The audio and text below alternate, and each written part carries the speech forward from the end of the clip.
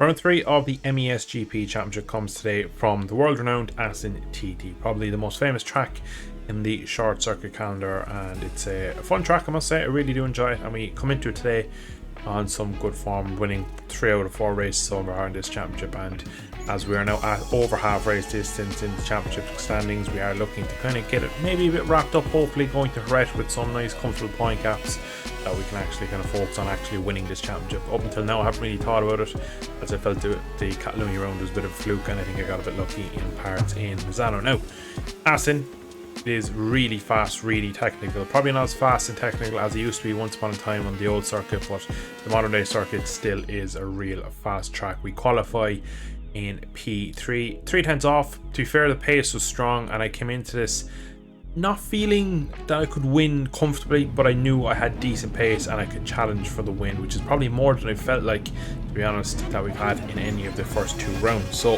here we are now on the grid for race 1, and we get a much better start than the F4 or R rider to our left, and down to turn 1 take the lead. So stunning start for me, straight away delighted, and a few of my teammates battling out behind, so immediately the perfect start for me. The goal is always to lead into turn 1 at any race, and at that point then you can kind of focus on yourself. I'm pretty decent once I get to the head of the field. I can lead, do my own laps, and I'm not really that easily flustered. So this is the perfect start for me, and we're looking out to take our 4th win in 5 races. So we're on a pretty good run of form at the moment, the current season. So coming to the end of this lap, we have about 0.7 over Cinder, one of our many teammates in the FRT team, and we're just trying to keep it keep it tidy, like keep out of trouble, keep out of the green. It's quite easy if you cut that chicane to get a penalty, and it doesn't take much to go in a little bit hot and get into a bit of trouble. We jump now to lap 6. We have 1.5 a gap at the start of the lap. We have 0.6, and we've gained a good chunk on this. So it's been a good race for us so far. It's just about nailing our apexes and keeping it a pretty steady pace. So again, we're in the low 35s and the high 34s for a lot of this race, so the pace was real strong. And at this point now in the lap, it's gone up to 2.3, and I'm starting to think to myself, right, this is pretty much done now. I believe Agos had crashed on this lap, and that's kind of what cost Sender a second or 2 to my back wheel. So at this point now, didn't back off, but I just took 1 or 2 tenths out of my lap time, just backed it off ever so slightly, just to kind of maybe give myself that margin, because like realistically he's probably not going to pull 2.5 seconds in if he wasn't able to pass me in the first half of the race. So I'm thinking to myself, I should have this covered.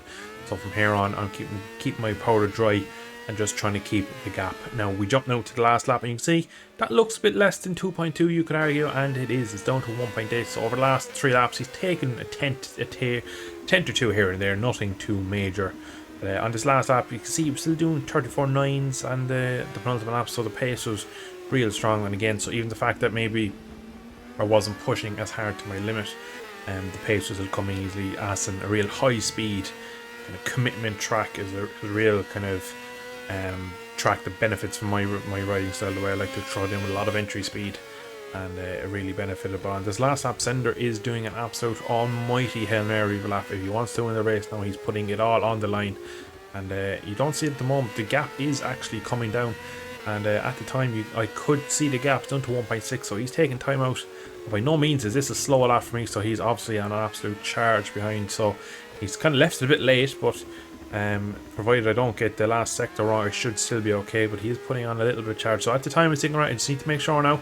And then we get the dreaded yellow flag, so someone's gone off ahead, and we get really close to, unfortunately, a back marker, which puts Sender on my back wheel. He has a look into the chicane. Unfortunately, he goes deep, ends up cutting the chicane, but in fairness, he does roll off because he would have gotten a penalty, and we do manage to get the win. So 4 wins out of 5 races, so we've had a real good season so far.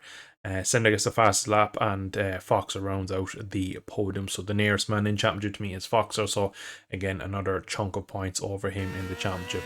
We now jump to Sunday's race, and once again in qualifying we're currently in provisional pole position with 34.5, which is faster than we went yesterday. But this lap here with 3 minutes to go is pretty much the best lap I've done so far. And as we go up to the line, we see a 1 minute 34.221. Now, that was brilliant. And at that point, dropped the controller around the table. I knew I had pole. I was comfortable. We take pole by more than 4 tenths to the F800R Augusta rider behind. So at that point, I decided to go to a toilet break. and I'm going to just basically leave this next sequence play out. I'm not going to talk, and you'll see what happens.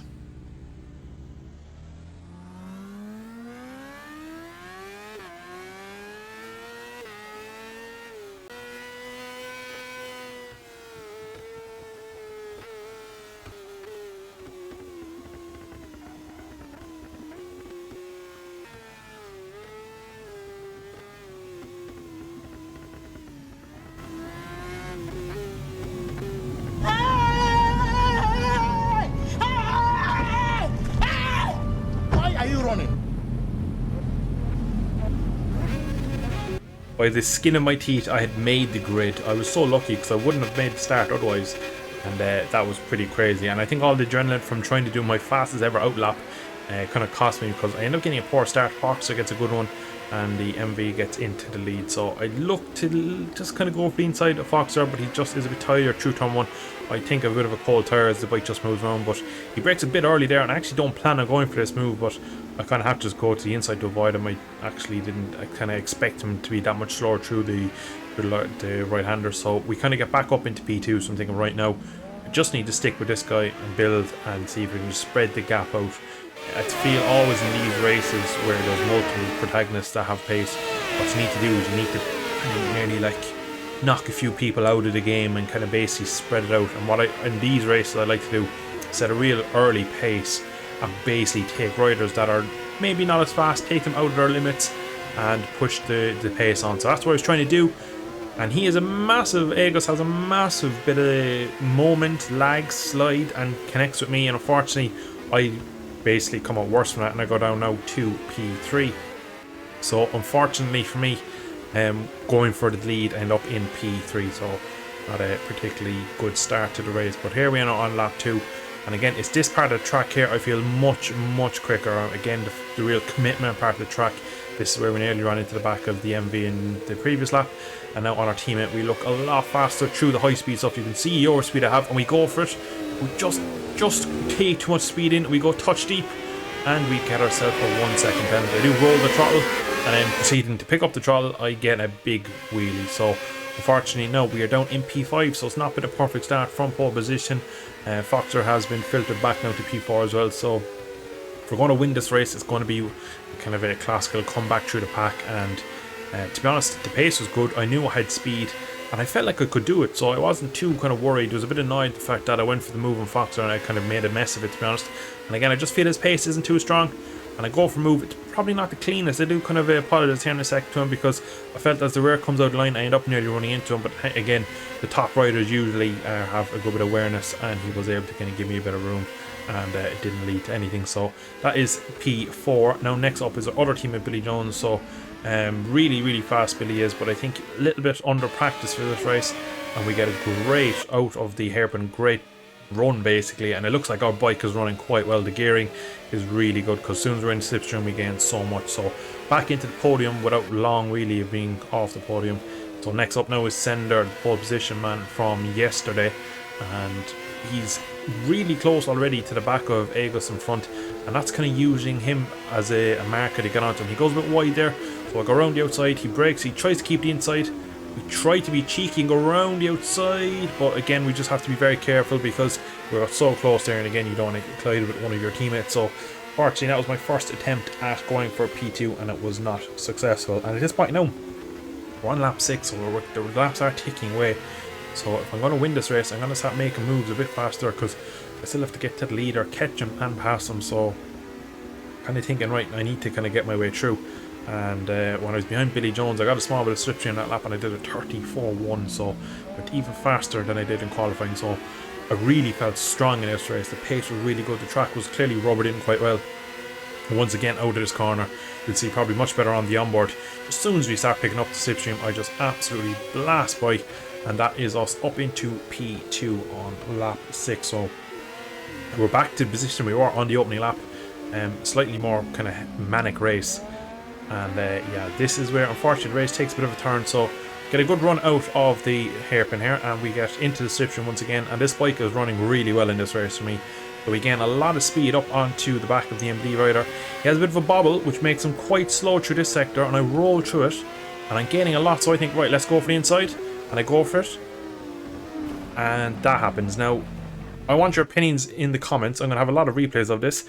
I feel like I'm up his inside here, and he just either one doesn't see me, which I'm not too sure. I didn't message a guy afterwards, but here's his onboard of what he probably would have seen if he was in first person, which I don't believe he was.